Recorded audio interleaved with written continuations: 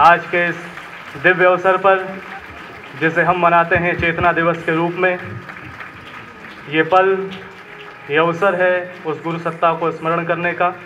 हम निवेदन करेंगे परम श्रद्धेय डॉक्टर साहब, परम श्रद्धेय जी से कि वे दीप प्रज्वलन के माध्यम से हम सबके आंतरिक उल्लास, उजास, प्रकाश, स्फूर्ति और ऊर्जा को प्रतिबिंबित करें। दीप प्रज्वलन। ओम अग्नेनय सुपधाराय अस्मान् विश्वानि देववयुनानि विद्वान् योयोध्यस्मज्जुहुराणमेनो भूयिष्ठान्ते नमः उक्तिं विधेम। युग ऋषि का स्मरण। वंदे बोधमयं नित्यं गुरुं शङ्कररूपिणं यमाश्रितो हि वक्रोऽपि चन्द्रः सर्वत्र वन्द्यते। ॐ मातरं भगवतीं देवीं श्रीरामं जगद्गुरुं पादपद्मे तयोः श्रुत्वा प्रणमामि मुहुर्मुहुः, प्रणमामि मुहुर्मुहुः।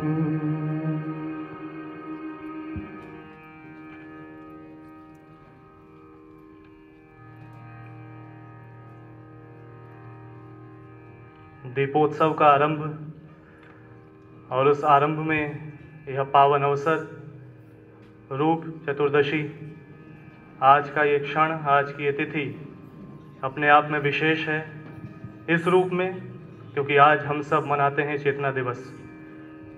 यह एक प्रेरणा पर्व है। यह हम सभी के लिए युवा चेतना, युग चेतना, ऋषि चेतना की अनंत यात्रा को स्मरण करने का पर्व है। यह अपने आप में शिष्यत्व की साधना व उसके रूपांतरण का पर्व है। यह एक शिक्षण पर्व है, यह जानने का, यह पहचानने का कि गुरु इच्छा का अंशधर हो कैसे एक बीज वट वृक्ष बनता है जो अपना अस्तित्व गलाता है और गुरु की अनंत आध्यात्मिक महत्वाकांक्षाओं के लिए हर्षपूर्वक अपने आप को अहर्निश आहूत करता है।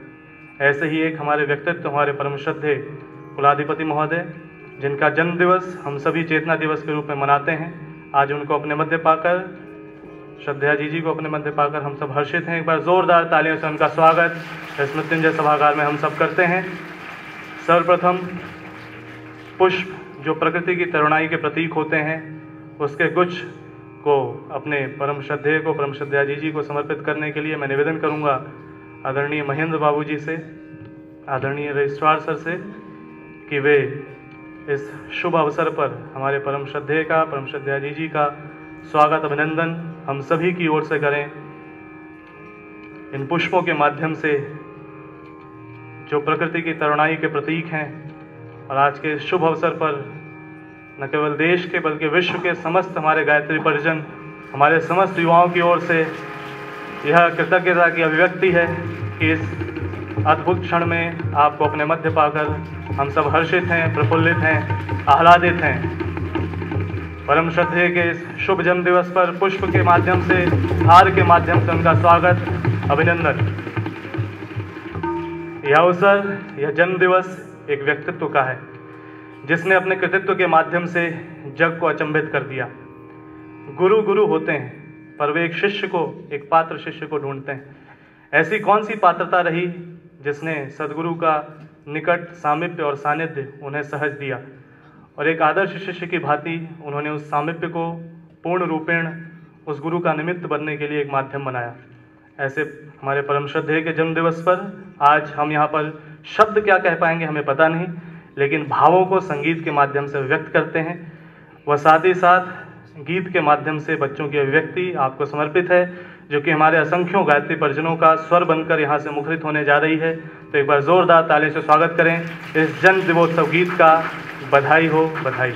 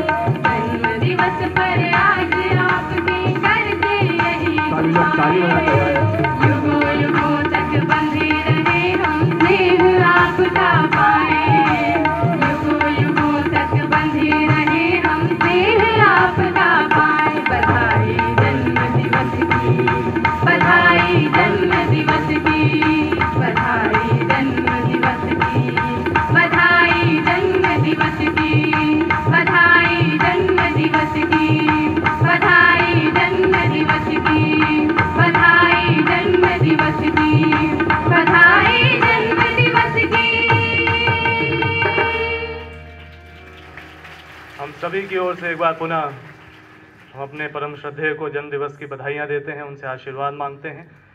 आज के इस अवसर पर जब अब से कुछ ही क्षणों में यहाँ पर आप देखेंगे कि माइक हट रहा होगा और पीछे से हमारे गायत्री विद्यापीठ के नन्हे मुन्ने बच्चे यहाँ पर नृत्य के लिए आ रहे होंगे, उससे पहले एक विशेष जानकारी मेरे हाथ लगी। महापूर्णाहुति विशेषांक 2001 का, उसके पन्नों को पलटते हुए उसके 113 नंबर पृष्ठ पर एक साक्षात्कार मेरे हाथ लगा।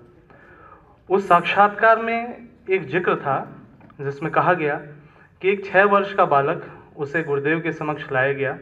बात सुसनेर राजगढ़ की कही गई है कि एक 6 वर्ष का बालक उसे गुरुदेव के सम्मुख लाया गया। उसके पिता ने उसे गुरुदेव के सम्मुख प्रस्तुत किया। गुरुदेव ने उस बालक को कहा, यह बालक बड़ा होने पर हमारा काम करेगा। ये साक्षात्कार परम श्रद्धेय के पिताजी का है और इसका चित्रण जिसके माध्यम से उन्होंने इस बात को व्यक्त किया महापूर्णाहुति विशेषांक के पृष्ठ नंबर 113 से मिला, यानी जिनका बाल्यकाल भी गुरुवर की प्रेरणा से जुड़ा रहा। ऐसे हमारे परम श्रद्धेय का जन्मदिन आज हम मना रहे हैं और एक बार पुनः से आप सभी की ओर से मैं चाहूँगा कि इस अवसर पर उस घटना का स्मरण करने मात्र से पता चलता है कि ऋषि चेतना कब किसको किस रूप में पहचान लेती है और अपने साथ जोड़ लेती है। आइए इस क्रम में आगे चलते हैं। देव संस्कृत विश्वविद्यालय, जिसका बीज गायत्री विद्यापीठ के रूप में पूज्य गुरुवर ने डाला, उस बीज से पुष्पित पल्लवित हो रहे हमारे कुछ नौनिहाल अब आप सबके सामने इस समय विशेष को लेकर के प्रस्तुत एक विष्णु स्तुति भाव नृत्य लेकर के प्रस्तुत हो रहे हैं। अपने आप में अनूठा यह संयोग है कि विद्यालयों में आज के समय में जहां रॉक, जैज और पॉप पे डांस किया जाता है, तो वहां पर अपने आप में एक अनूठी पहल, जहां पर मंत्रों के ऊपर भी शानदार भाव नृत्य प्रस्तुत किए जाते हैं। ऐसी शानदार प्रस्तुति लेकर के इस अवसर पर प्रस्तुत हो रहे हैं गायत्री विद्यापीठ की छात्राएं। जोरदार तालियों से इनका स्वागत कीजिए।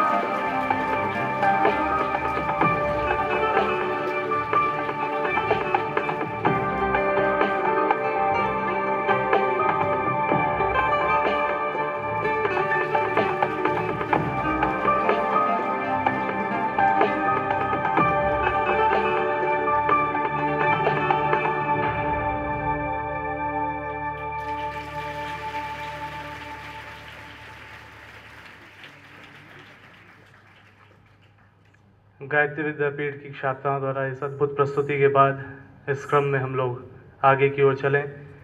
उससे पूर्व इस बात का हम लोग भान करें कि आज इस अवसर पर हमारे समक्ष हमारे परम श्रद्धेय डॉक्टर साहब, परम श्रद्धेय जी बैठे हैं। इनके दर्शन को, इनके एक एक पल को पाने के लिए दुनिया बेताब रहती है। आज भी कम्युनिकेशन के डिफरेंट मीडियम्स के माध्यम से लोगों ने बधाइयाँ पहुँचानी चाहिए होगी, वो वर्चुअली पहुँच पाए होंगे, लेकिन हम सब इतने सौभाग्यशाली हैं कि हम उनका प्रत्यक्ष सानिध्य पाकर यहाँ उनका जन्मदिन मना रहे हैं। इसके लिए बहुत बहुत धन्यवाद परम श्रद्धेय को, श्रद्धेया जी को, कि वे यहाँ पर हमारे साथ हैं।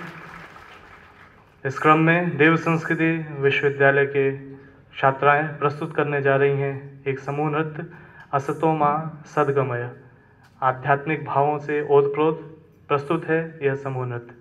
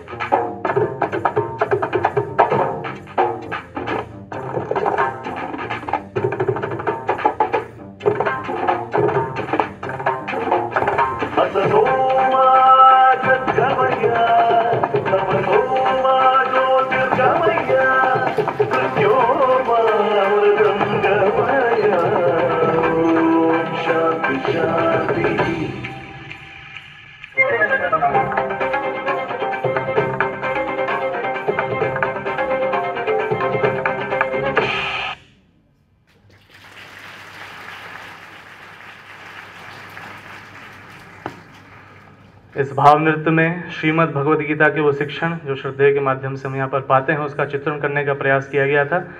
इस प्रस्तुति के पश्चात अब वो अवसर है जब इस यात्रा का एक वो पड़ाव आप सबके सामने आने जा रहा है, जब भावोद्गार अभिव्यक्ति हेतु मैं आदरणीय श्री महेंद्र शर्मा बाबू जी को यहाँ पर आमंत्रित करता हूँ कि वे इस आज के अवसर पर परम श्रद्धेय से जुड़े हुए अपने कुछ भाव यहाँ पर प्रस्तुत करें।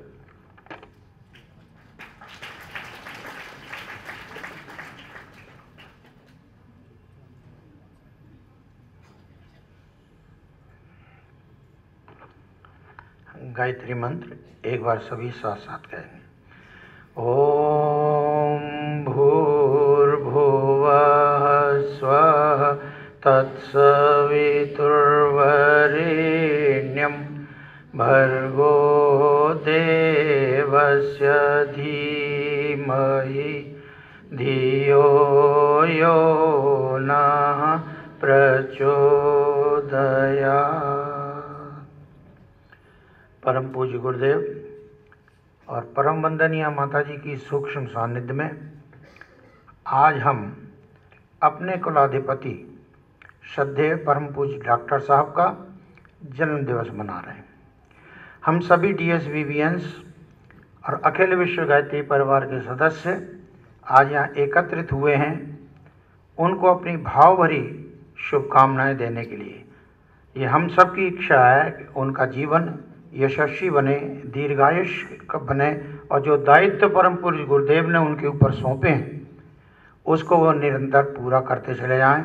हम सभी उनके साथ कदम से कदम मिला करके हमेशा खड़े मिलेंगे।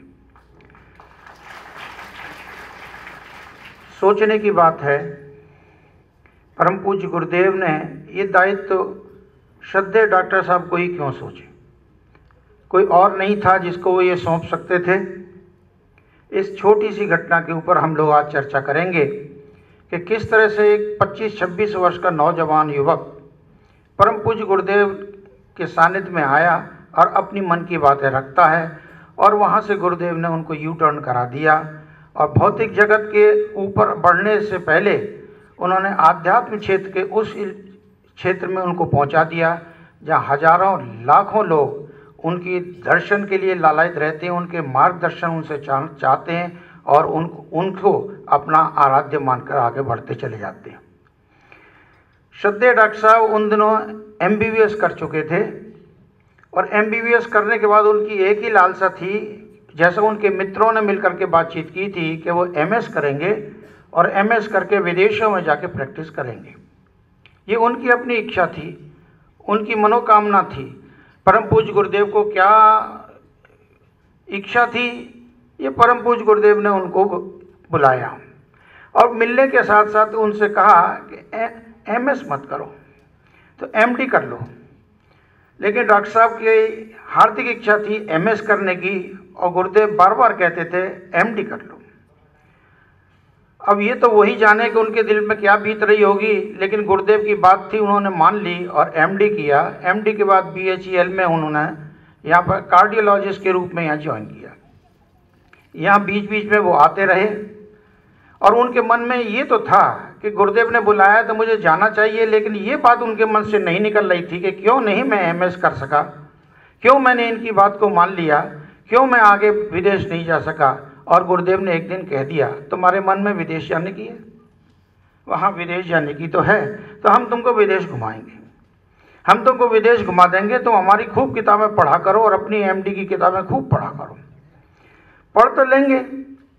एक अच्छे परिवार से, अच्छे संस्कारों से डॉक्टर साहब आए थे, उन्होंने गुरुदेव की बात को काटा तो नहीं, लेकिन मन में ये जरूर उनके में उमड़ता रहा मैंने इनकी बातें क्यों मान ली। ठीक है, गुरुदेव हैं तो हैं, लेकिन मैं जो कुछ करना चाहता था उसको ये कहाँ समझ पाते हैं कि मैं क्या करना चाहता हूँ। गुरुदेव ने उनको गढ़ना शुरू किया और गढ़ने में गुरुदेव बताते हैं कि एक के बाद एक चोट पड़ती है। एक के बाद एक चोट मारते जाते हैं जब तक कि वो अपने अनुरूप उसको ढाल नहीं लेते। डॉक्टर साहब BHEL में थे, यहाँ बराबर आते रहते थे, प्रवचन सुनते रहते थे। और प्रवचन सुनते सुनते उन्होंने एक बार हिमालय की अपनी यात्रा का वर्णन कर दिया। गुरुदेव ने कैलाश पर्वत पर वो भगवान शिव को ढूंढने के लिए चले गए। घूमते रहे, जब शिव नहीं मिले तो वो लौट आए और उनकी समझ में आया कि शिव नाम का कोई व्यक्ति है नहीं। उनको गोस्वामी तुलसीदास जी की वो बातें याद आ गई, भवानी शंकरो वंदे श्रद्धा विश्वास रूपणो। अरे श्रद्धा और विश्वास है। हम लोग प्रवचन सामने बैठ कर के सुन रहे थे और गुरुदेव बोले, अगर तुम्हारी श्रद्धा और विश्वास है तो देख, तेरे सामने शिव और पार्वती बैठे। एक झटका सा जरूर लगा कि गुरुदेव ने क्या कह दिया। गुरुदेव और माताजी वहाँ बैठी थी, माताजी भी थोड़ी चौंक गई कि आचार्य जी ने इतना स्पष्ट क्या कह दिया ये। लेकिन उसके बाद भी ये लगता तो रहा, उपाध्याय जी से भी चर्चा होती रही कि क्या गुरुदेव शिव रूप हैं, क्या ये ऐसे चलते जाएंगे। और जब वो तथ्य सामने आते थे कि हाँ ऐसा ही है, तो मन थोड़ी देर के लिए शांत हो जाता था कि अगर गुरुदेव ने हमसे एम्प्टी करने के लिए कह दिया, कोई गलत बात नहीं है, संभालेंगे। लेकिन अंदर जो उनके बार बार ये बातें चलती रहती थी कि ये भगवान हैं तो कैसे करेंगे, क्या करेंगे। ये हो सकता है संत तो हों, लेकिन आगे मेरी बात कैसे बनेगी। तो दूसरे दिन गुरुदेव ने प्रवचन दिया और नरेंद्र को किस तरह से स्वामी विवेकानंद बना दिया, स्वामी रामकृष्ण परमहंस ने पूरी कहानी उन्होंने सुना डाली। उन्होंने कहा था कि वो नरेंद्र के पास रोज जाते थे और कहते तुम कभी कभी हमारे पास आया करो। और नरेंद्र बार बार झिड़क देते थे कि आप यहाँ मत आया करिए, कॉलेज में बच्चे लोग देखते हैं, मेरे इंसल्ट कर देते हैं, तुमको बाबा जी से क्या लेना देना, पर आप बुला लाते हो। जब उन्होंने तू चाहता क्या है, जब माँ काली से मांग ले। और अनेक प्रयास करने के बाद भी विवेकानंद वो नहीं मांग सके माँ काली से, जो उनको चाहिए था, तब वो मान गए कि इनके पास कोई चमत्कारी शक्ति है, जिस शक्ति के कारण ये अपनी बात को मनवाने में सफल हो जाते हैं। दूसरे दिन जब ये चोट लगी, तब ये वास्तव में मन में लगने लगा कि कहीं ऐसा ना हो कि गुरुदेव के पास भी ये शक्तियाँ हों और वो भी अपनी बात हमसे इस तरह से मनवा लें। तीसरे दिन उन्होंने झकझोर दिया गुरुदेव ने, और ब्रह्मर्षि विश्वामित्र के बारे में उन्होंने एक कहानी सुना डाली। चक्रवर्ती सम्राट थे विश्वामित्र। वशिष्ठ जी के आश्रम के पास से जब वो अपनी सेना के साथ निकल रहे थे, तो वशिष्ठ जी ने हाथ जोड़ के उनसे कहा, राजन पधारे, आपका स्वागत है। अहंकार में डूबे हुए विश्वामित्र ने कह दिया, मेरे साथ इतनी सेना है, इस सब का स्वागत करोगे, जो आप चाहेंगे वही मिलेगा, आप आइए तो सही। वो उनके आश्रम में गए, तरह तरह की चीज़ें उन्होंने मांगी और नंदी के माध्यम से वो सारी चीज़ें पूरी होती चली गई। उनको आश्चर्य हुआ कि ये कैसा ब्राह्मण है, ये सारी चीज़ें रखता है। उन्होंने अपने सैनिकों से कहा, इस गाय को खोल लो, गाय को खोल कर ले चलते हैं, ये हमारे पास रहनी चाहिए। वशिष्ठ जी ने इनकार कर दिया कि नहीं, यही एक मेरी पूंजी है जिसके माध्यम से मैं लोगों की सेवा करता हूँ, आप तो राजा ने कहीं से भी ले आएंगे। जब वो नहीं माने तो उन्होंने बहुत प्रयास किया विश्वामित्र ने ज़बरदस्ती ले जाने के लिए, और जब वो परास्त हो गए तो उन्होंने अपना धनुष बाण में फेंक दिया। और फेंक करके उन्होंने कहना शुरू किया था, धिक बलम क्षत्रिय बलम ब्रह्म तेजो बलो बलम।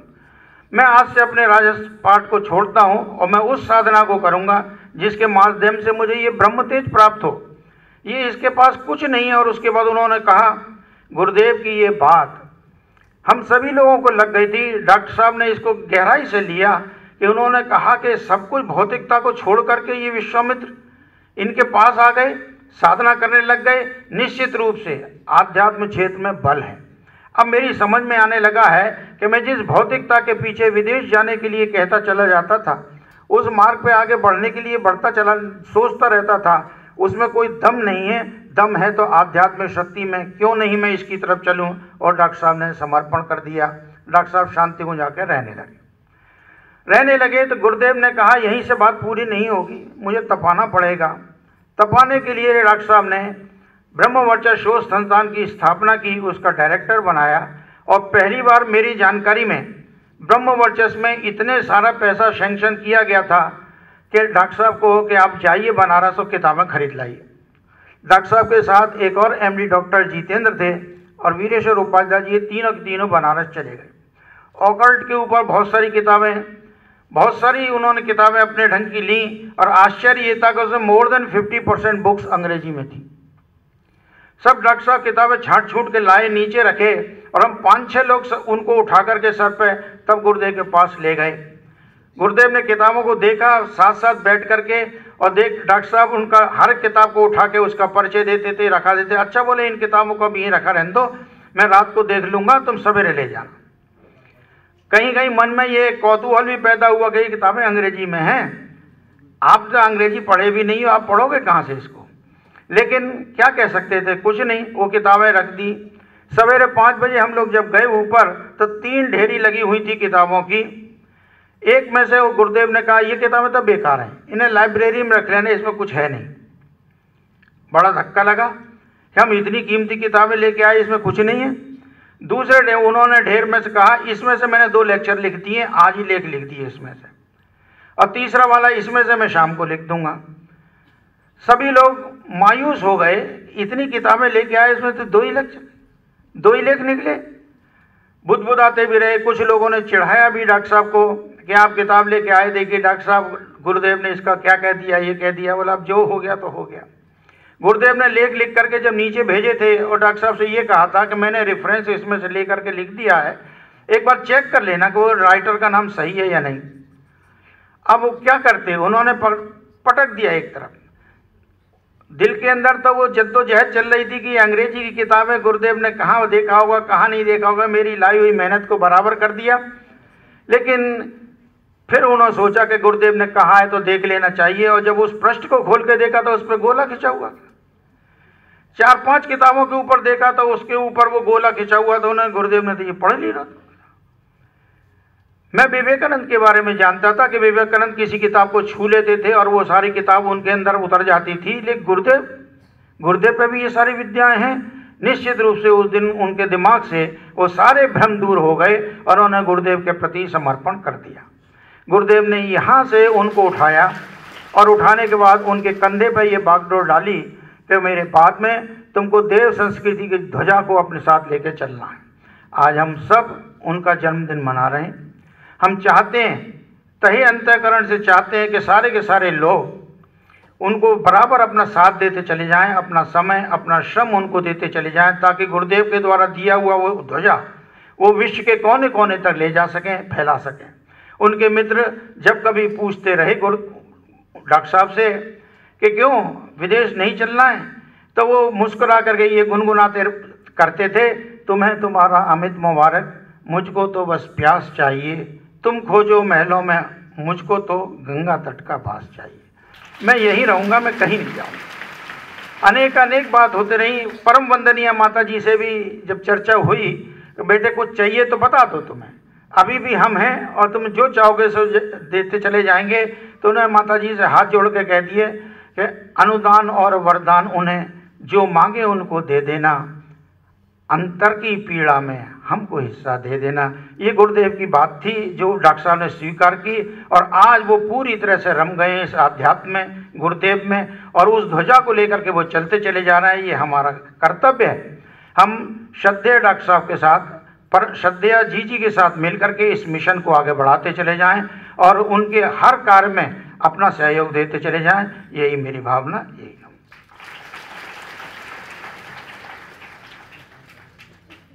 बहुत बहुत धन्यवाद बाबूजी। शिष्य ने किया समर्पण तो गुरु ने उसे निखारा है, इस भाव की प्रस्तुति। अब आइए एक डॉक्यूमेंट्री के माध्यम से इस विशेष अवसर पर हम सब देखें कि क्या कुछ संदेश इस अवसर पर हम सब लें। एक डॉक्यूमेंट्री एनिमेशन डिपार्टमेंट द्वारा प्रस्तुत की जा रही है जो कि गंगा मैया के ऊपर है, और साथ में परम श्रद्धेय के जीवन वृत्त का चित्रण करती डॉक्यूमेंट्री प्रस्तुत है।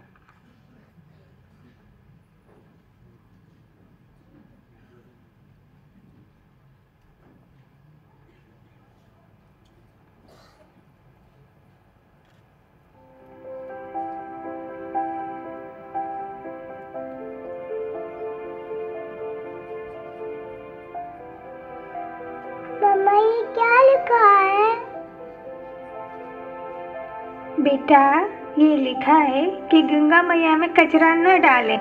चलो अब पूजा करते हैं।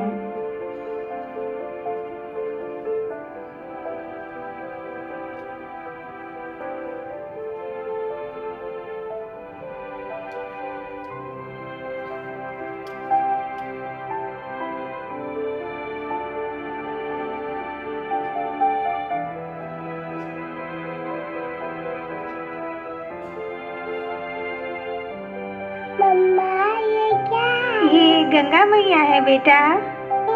इसमें क्या क्या रहते हैं? मछलियाँ हैं, पत्थर है, कछुए रहते हैं। चलो आरती करते हैं। जय गंगा मैया मैया जय गंगा माता, तुमको निश दिन ध्यावत हरे विष्णु। मम्मा गंगा मैया में कचरा मत डालो, छोटी छोटी फिश मर जाएगी।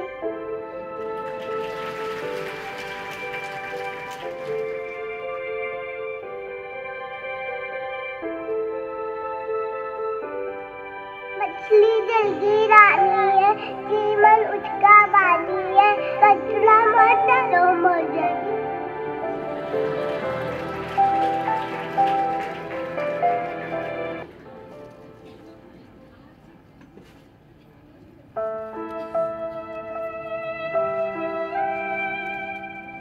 गंगा मैया की पावन लहरें साक्षी हैं उन क्षणों की जब उन्हीं के भक्तजन लाखों टन कूड़ा, कचरा, पुराने कपड़े, पूजन सामग्री, कावड़, पुरानी किताबें और मूर्तियां गंगा जी में डाल देते हैं। पुराने कपड़े हो जाते हैं, अपन खाना रोजा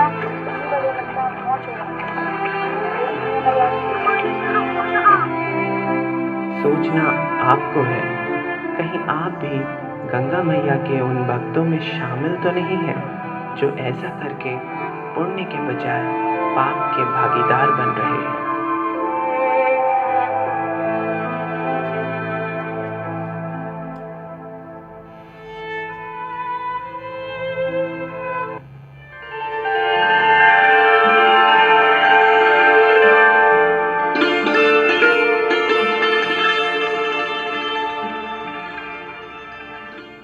परमात्मा कितना महान, उदार और दिव्य हो सकता है, इसका परिचय उसकी प्रतिकृति उन आत्माओं में देखी जा सकती है जिन्होंने श्रेय पथ का अवलंबन किया और कांटों को तलवों से रौंदते हुए लक्ष्य की ओर शांति, श्रद्धा एवं हिम्मत के साथ बढ़ते चले गए। पंडित श्रीराम शर्मा आचार्य ऐसे ही एक संगठक,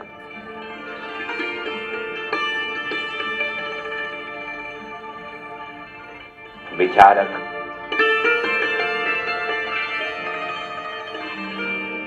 पथ प्रदर्शक,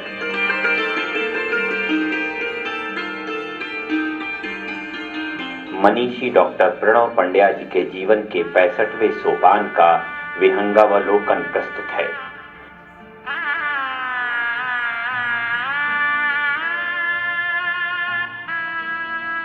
राष्ट्र के नवनिर्माण के लिए युवाओं का जागरूक होना जरूरी है, क्योंकि जागरूक युवा ही राष्ट्र निर्माण की महत्वपूर्ण भूमिका निभा सकता है। हम गृहस्थ जीवन जीते हुए, हम विद्यार्थी जीवन जीते हुए, हम नौकरी करते हुए, हम कारपोरेट वर्ल्ड में जीते हुए कैसे अच्छा जीवन जी सकते हैं, इसको सिखाने की दिशा परम पूज्य गुरुदेव ने दी। औरों के हित जो जीता है, औरों के हित जो मरता है, उसका हर आंसू रामायण, प्रत्येक कर्म ही गीता है। हर किसी को देख सहज ही होता है आकुल व्याकुल, जिसकी सांसों में पर पीड़ा भरती है अपना ताप अतुल।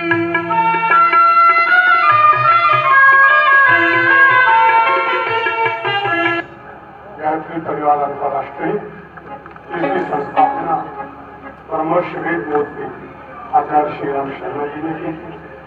इसका संरक्षण माता भगवती जी ने किया था।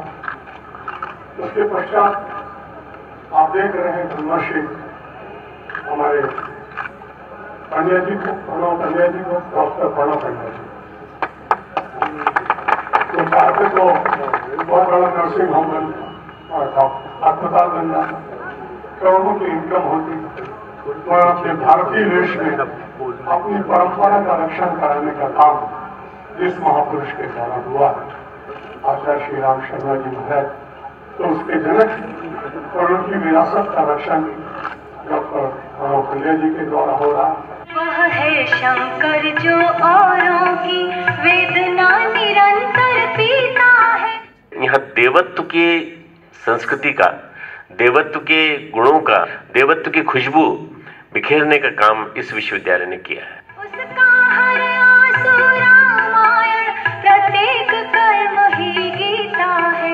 औरों के हित जो जीता है, औरों के हित जो मरता है, उसका हर आंसू रामायण, प्रत्येक कर्म ही गीता है। यज्ञ का मतलब होता है देना, दान, देव पूजन, संगतिकरण, अपनी व्यक्तित्व की प्रवृत्तियों को जितनी अच्छी हमारी ये है इनको डेवलप करना। तो गायत्री और यज्ञ को जिंदा करके गुरुदेव ने भारतीय संस्कृति को जिंदा कर दिया, तो भारतीय संस्कृति को जिंदा करके यहाँ तक पहुंचा दिया। जो सहज समर्पित जनहित में होता है स्वार्थ त्याग करके, जिसके पग चलते रहते हैं दुख दर्द मिटाने घर घर के। हमारी युवा पीढ़ी जो बैठी है उसको मैं आमंत्रित करता हूँ कि विवेकानंद के दिए गए निर्देशों, उनके बताए गए परामर्शों के अनुसार हम क्या जीवन को बदल सकते हैं। अपने जीवन में परिवर्तन लाना है, हमें परिवर्तन लाके दिखाना है।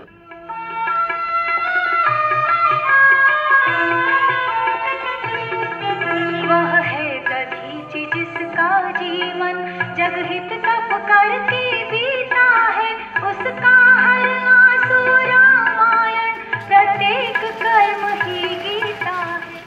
हम न तो अर्थभेद मानेंगे ऊंचा नीचा पैसे के आधार पर, न हम जाति के आधार पर ऊंचा नीचा मानेंगे, न लड़का लड़की के नाम पे भेद मानेंगे। इन तीनों भेदों से परे हम कैसे अपने आप को ले जा सकते हैं, समता का पर्व। औरों के हित जो जीता है, औरों के हित जो मरता है, उसका हर आंसू रामायण, प्रत्येक कर्म ही गीता है। धर्म शब्द के 3 अर्थ होते हैं, धर्म शब्द के 3 अंग होते हैं, क्या कहा जाएगा। एक होती है मेटाफिजिक्स, तत्व मीमांसा, दूसरा होता है एथिक्स, नीति शास्त्र, जो तीसरा होता है अध्यात्म, स्पिरिचुअलिटी। संवेदनाओं का विज्ञान अध्यात्म है। संवेदनाओं को जीवन में उतारना, अपने जीवन में उभारना और उसको समाज में परोस देना, परोस के सेवा का काम करना। सेवा संवेदना के माध्यम से आप अगर जीवन को महान बना सकें तो वह अध्यात्म है। जिसका चरित्र गंगा जल सा है, स्वच्छ विमल पावन उज्ज्वल, जिसके ओर से सद्भावों की धारा बहती कल कल चल चल।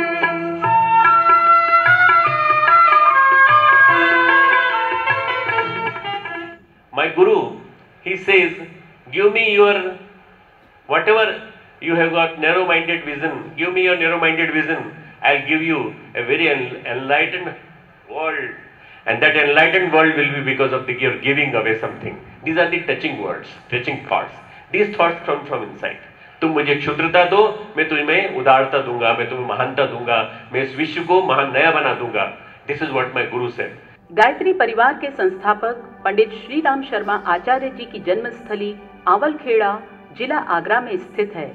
वहां सूर्य मंदिर और ब्रह्म कमल का निर्माण कार्य अंतिम दौर में चल रहा है। ओडिशा के कोणार्क के बाद भगवान भास्कर का अद्भुत मंदिर यहां निर्मित हो रहा है। आने वाले दिनों में यह स्थान आध्यात्मिक पर्यटन नगरी के रूप में उभर कर दुनिया के सामने आएगा। भारत के एकमात्र मिलिट्री इंजीनियरिंग कॉलेज में पढ़ रहे इंजीनियर छात्रों के बीच मानवीय उत्कर्ष एवं तनाव प्रबंधन पर एक कार्यशाला का आयोजन हुआ।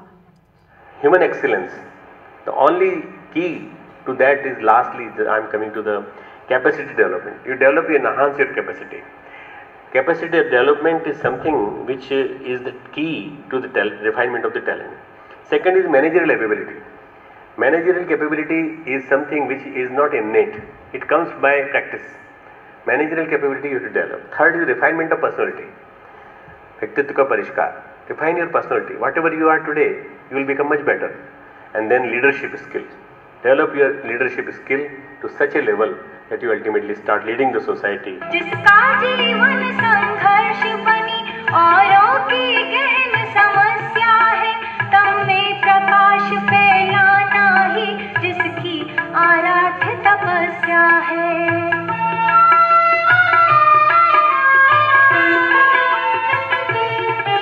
जो प्यास बुझाता जन जन की, वह पनघट कभी न रीता है, उसका हर आंसू रामायण, प्रत्येक कर्म ही गीता है। औरों के हित जो जीता है, औरों के हित जो मरता है, उसका हर आंसू रामायण, प्रत्येक कर्म ही गीता है। अपने 66वें जन्मदिन के उपलक्ष्य में श्रद्धेय डॉक्टर प्रणव पंड्या जी ने कुमायूं के दर्शनीय मुनस्यारी क्षेत्र में साधना, स्वावलंबन, गायत्री चेतना केंद्र का लोकार्पण किया।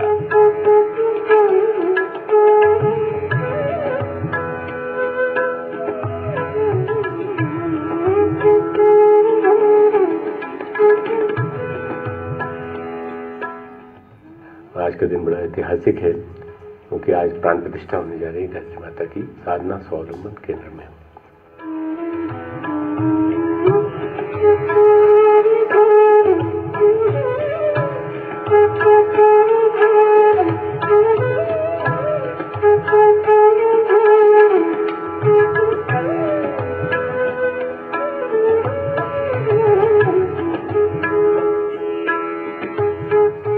शंकराचार्य का मस्तिष्क, बुद्ध की करुणा, विवेकानंद का लॉजिक, इन तीनों को मिला दिया जाए तो वो तीनों मिला के गुरुदेव के चिंतन बनता है। तो उस चिंतन को समझने के लिए बहुत वर्ष लगते हैं कि एक्चुअली आसानी समझ में नहीं आता। और गुरुदेव ने जो एक एक चीज़ की समस्या का समाधान दिया है, बड़ा महत्वपूर्ण है।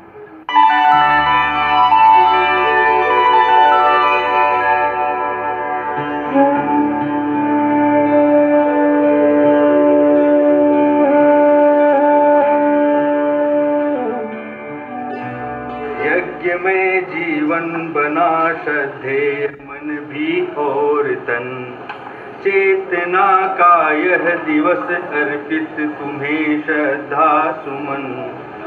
ऊर्ध्व में चिंतन सदा ही प्रेरणा के स्रोत हैं, अग्नि की ज्वाला हृदय में भावना खज्योत हैं। जन्मदिन पर आपको परिजन सदा करते नमन, यज्ञ में जीवन बना श्रद्धेय मन भी और तन। दिव्य छाया में स्थित वह मुनस्यारी है, हजारों शक्ति में आपको सबसे प्यारी है। मान जब आप देते ही आपकी प्रभुताई है, आपके व्यक्तित्व में गुरुदेव की गुरुताई है। आज हम सब जो कुछ भी कर पाते हैं सब वो इसीलिए क्योंकि हम सब आपकी परछाई है। रूप चतुर्दशी दीपोत्सव की मंगल बेला आई है, रूप चतुर्दशी दीपोत्सव की मंगल बेला आई है। 65वें दिवस पर देते सभी बधाई है।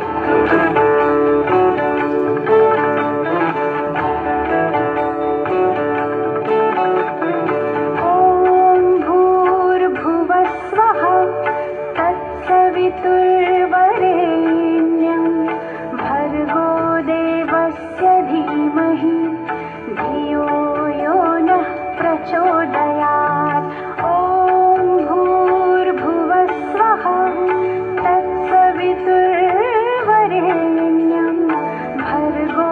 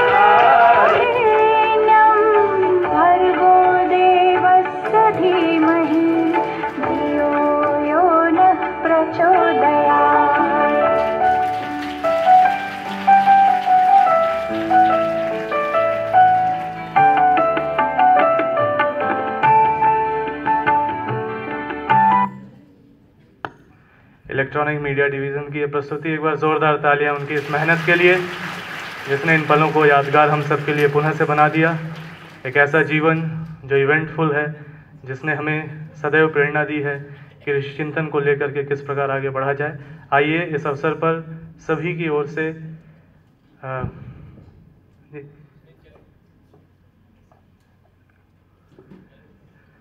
हम सब निवेदन करते हैं परम श्रद्धेय से कि वे दीप प्रज्वलन यहाँ पर जो एक दीप यज्ञ का छोटा सा भाव हम सभी की ओर से संवेद स्वर में हम सभी मंत्र बोलेंगे। हमारे वॉलंटियर्स दीप को लेकर परम श्रद्धेय के पास जा रहे हैं और दीप यहाँ प्रज्वलित होंगे और हम सभी मिलजुल कर संवेद स्वर में, संवेद भावों में कामना करेंगे, प्रार्थना करेंगे उस ऋषि चेतना से जिनके संदेश को लेकर एक आदर्श शिष्य सदैव नई पीढ़ी की ओर बढ़ रहे हैं। आइए इस चेतना दिवस पर हम सभी के भाव इस पल में समर्पित हैं। दीपक जलाए जा रहे हैं। ओम भूर्भुवः स्वाहा तत्सवितुर्वरेण्यं भर्गो देवस्य धीमहि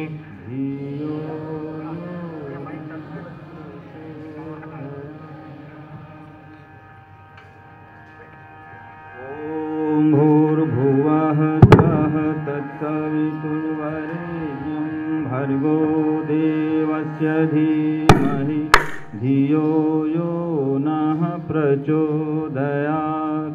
ॐ भूर्भुवः स्वः तत्सवितुर्वरेण्यं भर्गो देवस्य धीमहि धियो यो नः प्रचोदयात्। ॐ त्र्यम्बकं यजामहे सुगन्धिं पुष्टिवर्धनम् उर्वारुकमिव बन्धनान् मृत्योर्मुक्षीयमामृतात्। ॐ त्र्यम्बकं यजामहे सुगन्धिं पुष्टिवर्धनम् उर्वारुकमिव बन्धनान् मृत्योर्मुक्षीयमामृतात्। ॐ त्र्यम्बकं यजामहे सुगन्धिं पुष्टिवर्धनम् उर्वारुकमिव बन्धनान् मृत्योर्मुक्षीयमामृतात्। हम सभी ने इन मंत्रों के माध्यम से परम श्रद्धेय को अपनी शुभकामनाएं प्रेषित की। अब इस पल में इस चेतना दिवस के शुभ अवसर पर हम सब निवेदन करेंगे उस आदर्श शिष्य से, हमारे अभिभावक, शिक्षक, मार्गदर्शक, पथ प्रदर्शक व देश व विश्व जिनकी ओर देख रहा है नजरें टिका करके, ऐसे हमारे परम श्रद्धेय से कि वे आज के शुभ अवसर पर हम सभी को अपने आशीर्वचन प्रदान करें। एक बार जोरदार तालियों से स्वागत, अभिनंदन।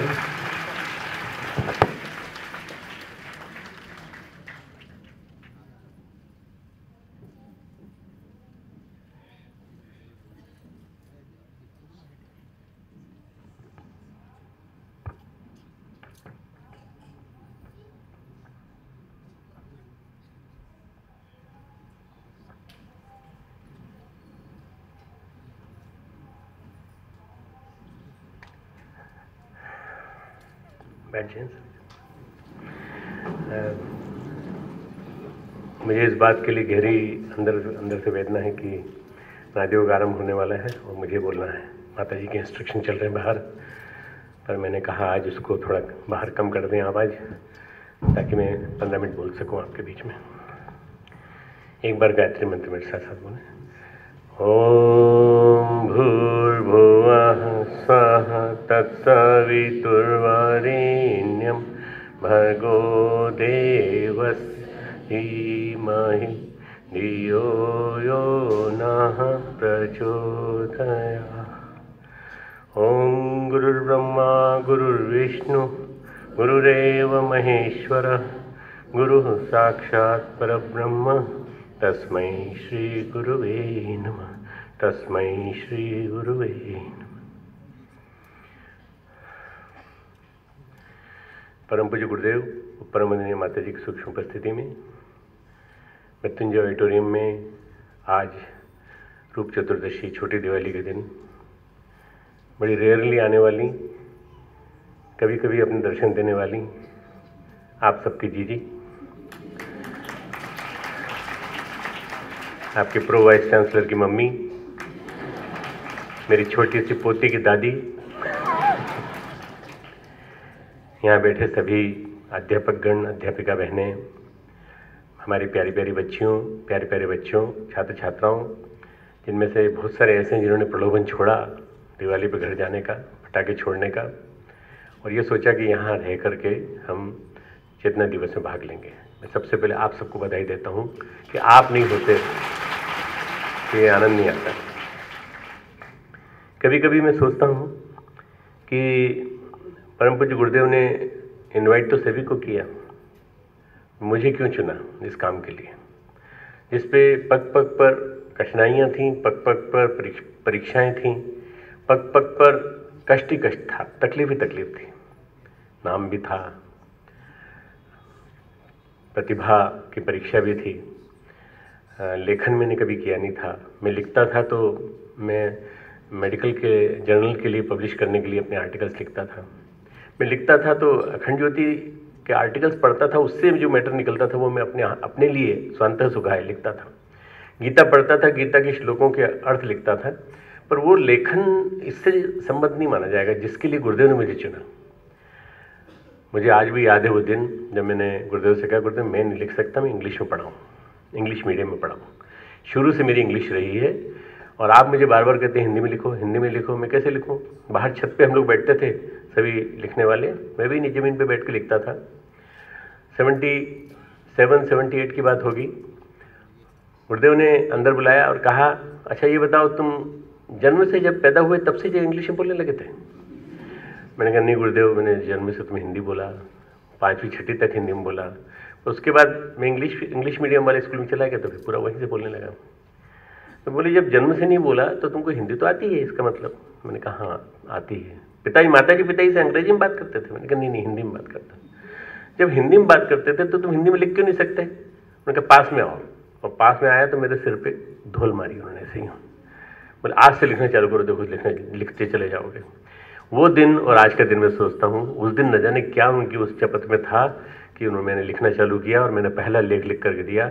उसके बाद उन्होंने कहा चल जाएगी गाड़ी, बिल्कुल कोई दिक्कत नहीं है, और मैंने अखंड ज्योति उसके बाद लिखना चालू कर दिया।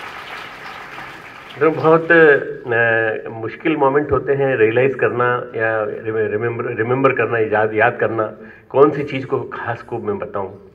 मुझे आज तक याद है कानपुर कार्यक्रम में मैं गया था गुरुदेव के साथ 81 में, और शक्तिपीठ की प्राण प्रतिष्ठा थी। वहाँ से हम लोग लौट रहे थे, कपिल जी भाई साहब थे और मैं था, और एक पुराने एक हमारे और कार्यकर्ता थे जो गुरुदेव के साथ चला करते थे, और एक मैं था। हम 4 फर्स्ट क्लास केबिन में हम 4 थे।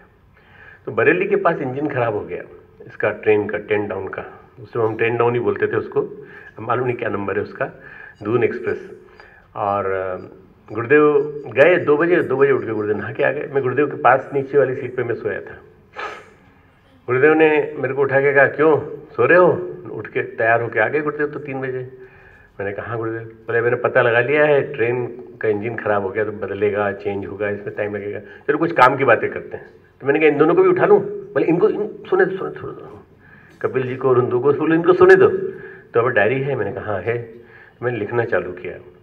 वो जो मैंने नोट्स लिखे वो मेरे आज के अखंड ज्योति का आधार है, पूरा वैज्ञानिक अध्यात्मवाद। 3 बजे से लेके 7:30-8 बजे तक सुबह गुरुदेव लिखाते रहे, बहुत सारी बातें बताते रहे। तुम्हारा लेखन किस पे केंद्रित होना चाहिए, तुमको क्या लिखना चाहिए, तुमको क्या किन चीज़ों में केंद्रित करना चाहिए, आगे क्या करना होगा ब्रह्मवर्चस्व में, और क्या क्या मेरी कल्पनाएँ हैं। ब्रह्मवर्चस्व में तुमको मैं आइंस्टाइन नहीं बनाना चाहता, मैं चाहता हूँ कि तुम विचारक बनो, तुम मनीषी बनो, और ढेर सारे विचारक मनीषी तैयार करो। मित्रों, यहीं से मेरी यात्रा शुरू होती है बस।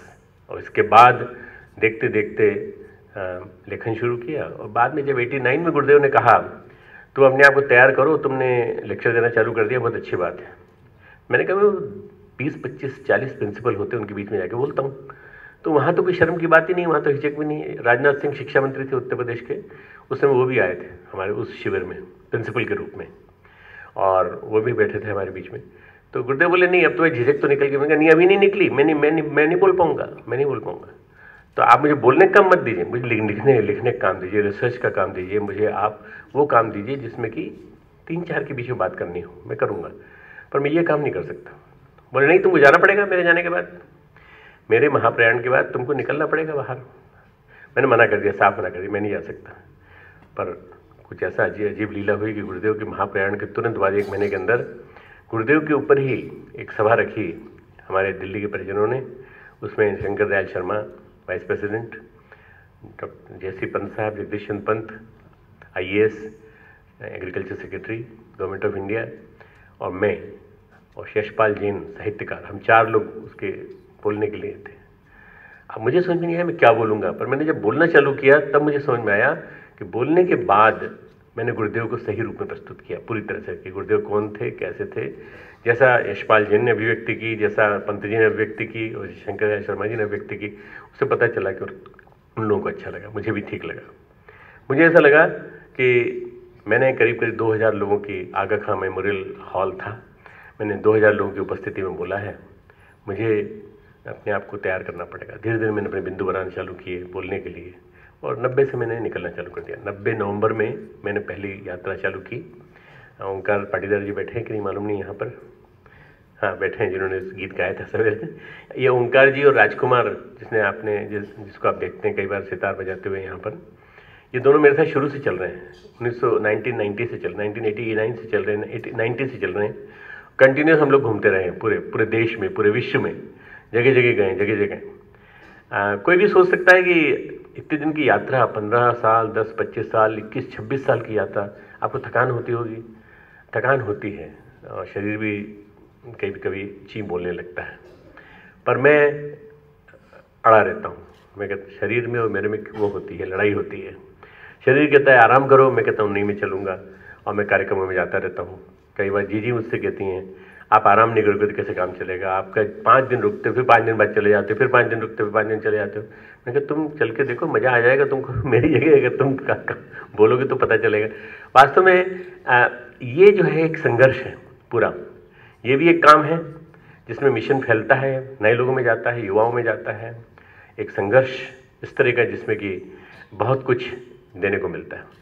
मैंने साक्षात गुरुदेव और माता जी के रूप में, वास्तव में जैसा महेंद्र भाई साहब ने कहा, मैंने शिव और पार्वती के रूप में देखा उन दोनों को, माता जी को, गुरुदेव को उसी रूप में। और इवन गुरुदेव को मैंने गायत्री माता के रूप में भी देखा है, प्रत्यक्ष रूप में जो मैंने देखा अपनी आंखों से, गायत्री माता के रूप में। गायत्री साक्षात, हम लोग कहते हैं नमोस्तु गुरुवे तस्मै गायत्री रूपिणे सदा यस्य वाग्मृतम हन्ति विषम संसार संज्ञकम।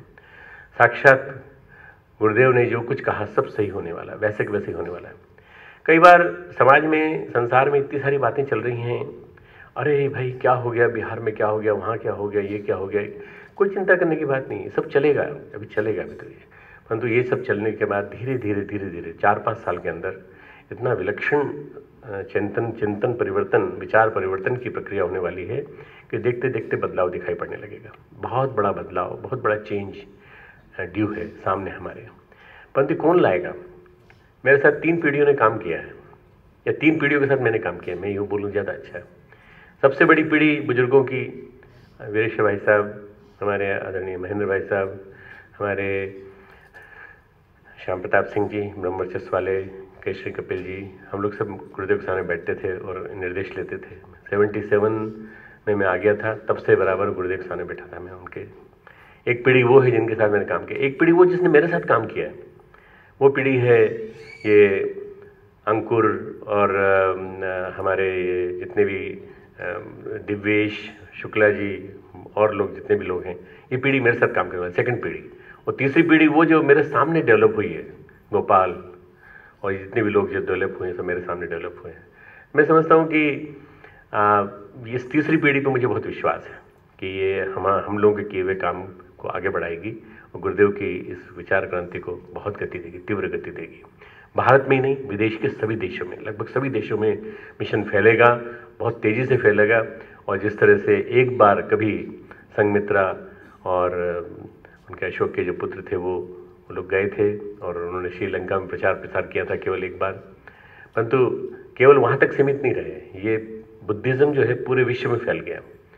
ये जो गायत्रीज़्म है, ये गायत्री महाविज्ञान है, परम पूज्य गुरुदेव का दर्शन है, इसको पूरे विश्व में फैलना है। यह गुरुदेव का जो जीवन के अंतिम 2 वर्षों में लिखी हुई जो विभूतियाँ हैं हमारे पास, वो हैं 20 किताबें क्रांतिधर्मी साहित्य। उनके एक एक अक्षर में, एक एक लाइन में, एक एक पंक्ति में सारा तत्व दर्शन छिपा पड़ा है। हमें उसी को बड़ा तेजी से फैलाना पड़ेगा। इसीलिए थोड़ा सा मैं चेंज चाहता हूँ। मैंने सभी लोगों से अनुरोध भी किया है कि 65 ईयर्स हो गए, हमें चेंज चाहता हूँ कि मैं थोड़ा कम जाना चाहता हूँ बाहर। ये मेरी मर्जी है, हो सकता है गुरुदेव की मर्जी होगी तो कुछ और होगा। और मैं यहाँ बैठ कर कुछ किताबें लिखना चाहता हूँ। नई किताबें मेरे दिमाग में घूम रही हैं, चिंतन घूम रहा है, नोट्स बना रहा हूँ, सिनॉप्सिस लिख रहा हूँ। उन चीज़ों को लिखने के लिए मेरा रूटीन में काम नहीं मिलता। 10 दिन अखंड ज्योति के लिए, 20 दिन बाकी घूमने के लिए, बीच में आप लोगों के लेक्चर लेने के लिए, इन सब के लिए मैं समय निकालता हूँ। तो समय मैं नहीं निकाल पाता पूरा, इसलिए मैं सोच रहा हूँ कि थोड़े दिन बैठूँगा। परसों में मुंशियारी में था, अभी देखा आपने 2010 का जो ये निर्माण हुआ, आरंभ हुआ था, 5 वर्ष में 4 ये पूरा समापन की ओर आ गया। समाप्त हो गया, लगभग समाप्त हो गया। थोड़े से चेंजेस और करने हैं, बता के आया हूँ। आदरणीय गौरीशंकर सैनी जी भाई साहब जो यहाँ का मेंटेनेंस देखने में बैठे हैं, गौरीशंकर सैनी जी भाई साहब हैं क्या? नहीं, यहाँ नहीं है। हमारे शांति कुंज का पूरा कंस्ट्रक्शन देखते हैं, यहाँ का भी देखते हैं मेंटेनेंस। उनके माध्यम से उस मुंशियारी के जो चेतना केंद्र का हमने निर्माण किया है, गजब का बना है, गजब का बना है। अभी तो आप लोगों ने बहुत कम देखा दृश्य, छोटे छोटे दृश्य थे, क्लिप्स थे। तो ये पूरी फिल्म इसके ऊपर बनेगी अभी 2-3 रोज के अंदर। जो EMD के जो भाई हमारे साथ गए थे, संतोष सिंह, उन्होंने बनाई है पूरी फिल्म, वो दिखाएंगे तो तुमको देखने में आनंद आ जाएगा। सामने पूरा हिमालय सामने। मेरा मन करता है कभी, मालूम नहीं जी परमिट करेंगे तो जाऊँगा 2-3 महीने के लिए, 4 महीने के लिए वहाँ जा कर के रहूँ और 4-4, 5-5 के बैच में बच्चों को, बड़ों को और प्रतिभावान प्रबुद्ध वर्गों को 5-5, 9 दिन के शिविर में मैं ट्रेन करूँ थोड़े दिन के लिए। ये मेरी मन की इच्छा है, मालूम नहीं पूरी होगी कि नहीं, पर मेरे मन की इच्छा है कि मैं जाऊँ वहाँ और कुछ मैं भी साधना करूँ और मैं भी देखूँ कैसे हिमालय के सानिध्य में परम पूज्य गुरुदेव 1 साल रहे। मैं 3 महीने नहीं रह सकता, 4 महीने नहीं रह सकता। परमिट तो जी करेंगे, वो करेंगे तभी मैं जा पाऊँगा, मैं वैसे नहीं जा पाऊँगा। और बाकी मेरे बड़े भाई लोग जो है, वीरेश्वर भाई साहब है, ये लोग सब परमिट करेंगे, तो गौरीशंकर भाई साहब परमिट करेंगे, तब जा पाएंगे हम लोग। भाइयों, जन्मदिन की बात आई है। जन्मदिन जो होता है ये कभी कभी बड़ा इलेशन देता है, इलेटेड फीलिंग देता है कि खूब खुशी हो रही है, आज तो नया जन्म है, नए जन्म है, नई उमंगें हैं। पर गुरुदेव ने कहा हर दिन नया जन्म, हर रात नई मौत। गुरुदेव ने कहा तुम रोज जन्मदिन मानो ना, तो रोज जन्मदिन मनाएंगे तो फिर रोज नए कपड़े बनवाने पड़ेंगे, रोज फिर महामृत्युंजय मंत्र का जाप कराना पड़ेगा और ऐसे अभिनंदन होगा नहीं। वो वाला जन्मदिन नहीं, अपने आप को नया मानो और ये मानो कि तुम पहले कभी थे, कभी नहीं थे। मैं एक छोटी सी चीज, गीता मेरे हृदय की वाणी है, गीता में से सुनाना चाहता हूँ। गीता से सुनने के बाद आपको आइडिया हो जाएगा कि वास्तव में सही अर्थों में ये हमारे गीता के 2 अध्याय का 28वां श्लोक है। अव्यक्तादीनि भूतानि व्यक्त मध्यानि भारत, अव्यक्त निधनान्येव तत्र का परिदेवना। हे अर्जुन, संपूर्ण प्राणी जन्म से पहले अप्रकट थे। मैं भी जन्म से पहले अप्रकट था। I was not manifest, manifestation was only after my birth. और मरने के बाद भी अप्रकट होने वाले हैं, मरने के बाद भी समाप्त हो जाएंगे। केवल बीच में ही प्रकट है। ये जो मैनिफेस्टेशन है केवल बीच में ही है, जिसमें हमको टाइम मिला है काम करने का। फिर ऐसी स्थिति में क्यों शोक करता है? शोक करने की जरूरत क्या है? अर्जुन को समझाते हुए इतनी बड़ी बात कह गए श्री कृष्ण कि शोक करने की जरूरत नहीं है, तुम प्रकट हो अभी। और ये जन्मदिन जो है ये बार बार याद दिलाता है, हर साल तुम प्रकट हो, मैनिफेस्टेड हो तुम अभी। इस मैनिफेस्टेशन को कंटिन्यूटी, रेगुलरिटी मेंटेन करते हुए, निरंतर गुरु का काम करते हुए जितना कर सको, जितना ज़्यादा कर सको, ज़्यादा से ज़्यादा कर सको उतना कर लो, नहीं तो फिर समय निकल जाएगा, फिर बाद में पछताओगे। हमारे यहाँ कोई रिटायरमेंट नहीं है, हमारे यहाँ कोई विश्राम नहीं है किसी भी चीज़ को। राम काज कीने बिना वही कहा विश्राम। गुरुदेव ने कहा है हनुमान से बढ़कर मेरा कोई दूत नहीं हो सकता, मेरा सबसे श्रेष्ठ भक्त हो सकता है तो हनुमान जैसा होना चाहिए। मैं समझता हूँ मैं हनुमान तो नहीं बन पाया, तो एक छोटा सा बंदर बनने की कोशिश करूँगा हनुमान जैसा गुरुदेव का, और कोशिश करूँगा कि मैं गुरुदेव से कह सकूँ कि आप जहाँ कहीं भी हो, परंतु जैसे राम सीता को भगवान लोगों ने कहा था भाई तुम क्या देख रहे हो मोतियों में, तो हनुमान जी ने कहा मोतियों में देख रहा हूँ इसमें से भगवान राम है कि नहीं, सीता जी हैं कि नहीं। मोतियों को दांत से तोड़ दे, बोले बंदर बंदर ही रहेगा। बोले तुम नहीं जानते, हनुमान ने कहा राम मेरे हृदय में विराजमान है। बोले हृदय में विराजमान दिखाओ। तो उन्होंने नाखून से सीना फाड़ के दिखाया तो राम और सीता यहाँ बिठाई दिखे, दोनों बिठाई दिखे, बैठे दिखाई दिए जो राम और सीता यहाँ। मैं चाहता हूँ कि मैं परम पूज्य गुरुदेव परमवंदनीय माता जी को मरते समय तक, आखिरी समय तक, जब तक गुरुदेव इस सांस को चलने देंगे तब तक मैं दिखा देना चाहता हूँ, बताना चाहता हूँ कि वो कितना बड़ा जीवन जी के चले गए और उनके जीवन को हम किस तरह से परिलक्षित कर सकते हैं, किस तरह से अपने जीवन में मैनिफेस्ट कर सकते हैं। बड़ी कठिन यात्रा है। कंटिन्यूटी चाहिए, निरंतरता चाहिए, निरंतरता। आप जानते नहीं हैं, फील्ड को आपने देखा नहीं है। आप लोगों में से बहुत सारे लोग इंटर्नशिप पे गए हो। इंटर्नशिप में जाने के बाद आपने देखा होगा कि इंटर्नशिप में के दौरान बहुत सारे लोगों की आपसे अपेक्षा रहती है कि आप ये करके दिखाइए, आप योग ये करके दिखाइए, आप भाषण दीजिए, इस विषय भाषण दीजिए। भाइयों बहनों, मैंने भी इस प्रक्रिया से गुजरने की पिछले 30 साल से 35 साल से मैं कोशिश कर रहा हूँ कि हर बार नई डिमांड्स आती हैं, हर बार नए विषय आते हैं। परिचय में कुछ और छपा होता है, जब मैं मंच पे जाता हूँ तो कुछ और बोलने को मिलता है, मैं उस विषय पे बोलता हूँ। क्वेश्चन आंसर होते हैं, इंटरव्यू होते हैं, सब चीज़ों को बोलना पड़ता है। और मुझे एक बहुत बड़ी खुशी है मेरे पास कि चिन्मय तैयार हो रहा है और चिन्मय आने वाली पीढ़ी को संभालेगा, आने वाली पीढ़ी को समझाएगा, ये बात कहेगा।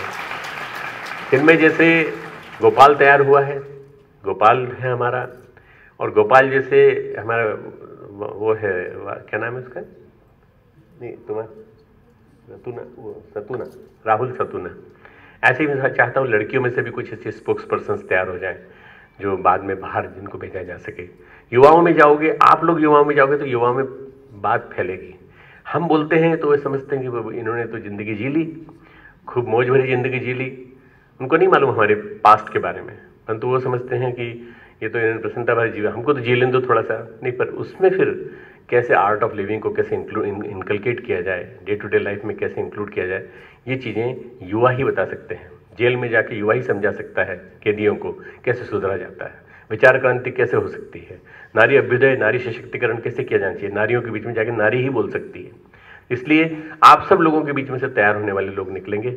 मुझे पूरी उम्मीद है कि मेरी यूनिवर्सिटी, मेरा विश्वविद्यालय, मेरे शांति कुंज के कार्यकर्ता भाई, उनके बच्चे अपने घर से चालू होती, चैरिटी बिगिन्स एट होम, अपने घर से चालू होता है। मेरे कार्यकर्ताओं के बच्चे, मैं इनको भी आह्वान करता हूँ कि ये बच्चे निकल के आएँ और मिशन के काम में लगे पूरी तरह से। इनके पिता ने अपना समय दे दिया, अब इनको भी समय देना चाहिए। ये एक ऐसी चीज़ है जिसको कि घर से स्टार्ट किया जाएगा तो मैं समझता हूँ कि गुरुदेव के काम को करने में हम सक्षम होंगे। मैं पूरी तरह से समर्पित होकर परम पूज्य गुरुदेव के चरणों में वंदनीय माता जी के एक ही बात कहना चाहता हूँ, साहब से सब होते, कबीरदास जी का तो है, साहब से सब होते बंदे से कुछ नहीं। साहब से सब होता है, बंदे से कुछ नहीं होता। अगर कई बातों में सुना होगा आपने, कबीरदास जी जो है भगवान को साहब कहते हैं, साहिब से सब होते बंदे ते कुछ नाई, राई को पर्वत करे पर्वत राई माई। राई को पर्वत बना सकता है, पर्वत को राई बना सकता है, एक दिन में कर सकता है, एक क्षण में निमिष मात्र, मतलब पलक झपकने के देरी में सब कुछ बर्बाद हो गया। निमिष मात्र में नेपाल में भूकंप आ गया, सब कुछ बर्बाद हो गया। निमिष मात्र में केदारनाथ में पानी गिरा और देखा कितना भयंकर आपदा आई कि सब पे सब बर्बाद हो गया, बहुत कुछ वो हुई, तबाही हुई देखने में आई। निमिष मात्र में कुछ भी कर सकता है, वो बदल सकता है। ऐसे में उस साहब के प्रति मेरा समर्पण बना रहे। परम पूज्य गुरुदेव को हम सब साहब ही बोलते थे, हम गुरुदेव भी बोलते थे, परंतु जब बहुत अंतरंग क्षण होते थे तो हम साहब बोल करके उनको बात करते थे। माता जी भी गुरुदेव को साहब करके बात करती थी। साहब से सब होते बंदे थे कुछ नहीं, राई को पर्वत करे पर्वत राई माई। मैं भी ऐसे ही बनना चाहता हूँ। ये संदेश अपने आप में एक शिष्य की चेतना का, एक ऋषि चेतना के साथ विलय का भाव था। अब यहाँ से इस क्रम को हम लोग आगे बढ़ाते हैं। हमारे परम श्रद्धेय डॉक्टर साहब, परम श्रद्धेय जी यहाँ से प्रस्थान कर रहे हैं ॐ नमो स्वनन्ताय सहस्रमूर्तये सहस्रपादाक्षशिरोरुबाहवे सहस्रनाम्ने पुरुषाय शाश्वते सहस्रकोटियुगधारिणे नमः सहस्रकोटियुगधारिणे नमः।